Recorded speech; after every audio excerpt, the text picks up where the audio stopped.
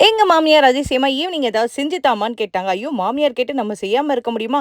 ரவைய வந்து கொஞ்சமா எடுத்து அரைச்சு எடுத்துக்கிட்டேன். இது கூட காஞ்ச மிளகாய், சீரகம் போட்டு அரைச்சு எடுத்துட்டு, கோதுமையில இந்த ரவைய கலந்து, இது கூட வந்து கொஞ்சம் கருவேப்பில வெட்டி போட்டுட்டு, உப்பையும் போட்டு, கொஞ்சம் எண்ணெய் போட்டு, நல்லா பெசஞ்சு வச்சுக்கிட்டேன். இது 15 மினிட்ஸ் வச்சு எடுத்தா, நல்லா சாஃப்ட்டா இருக்கும். இப்ப சப்பாத்தி உருட்டுற மாரி உருட்டிட்டு, இத நல்லா கட் பண்ணி எடுத்துக்கலாம். அட ஈவினிங் ஸ்நாக்ஸ் தாங்க பண்றேன். குழந்தைங்களுக்கு இது மாரி செஞ்சு குடுங்க. கண்டிப்பா சாப்பிடுவாங்க.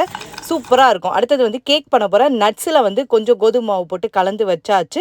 இப்போ வந்து வெல்லத்த பாகு காய்ச்சி வச்சாச்சு. அண்ட் நெய்ய உருக்கி எடுத்தாச்சு. இது கூட வந்து தயிர ஆட் பண்றோம். அண்ட் வெல்லப்பாக ஆட் பண்ணி நல்லா கலந்துக்கிறோம். அண்ட் இது கூட வந்து கோதுமை மாவையும் ஆட் பண்ணிட்டு, baking powder, baking soda 1 spoon எடுத்து நல்லா ஆட் பண்ணிட்டு, கொஞ்சம் கலக்கும்போது பாலும் ஊத்திக்கோங்க. ஊத்தி நல்லா கலந்துட்டு, இப்ப கேக் ட்ரேல வச்சா கேக் சூப்பரா ரெடி ஆயிடும். இது 2மே சத்து தாங்க. குழந்தைங்களுக்கும் பண்ணி குடுங்க. கோதுமை மாவுல தான் பண்ணது. எங்க மாமியார் சாப்பிட்டு பார்த்துட்டு சொன்ன ஆன்சர் சூப்பர்!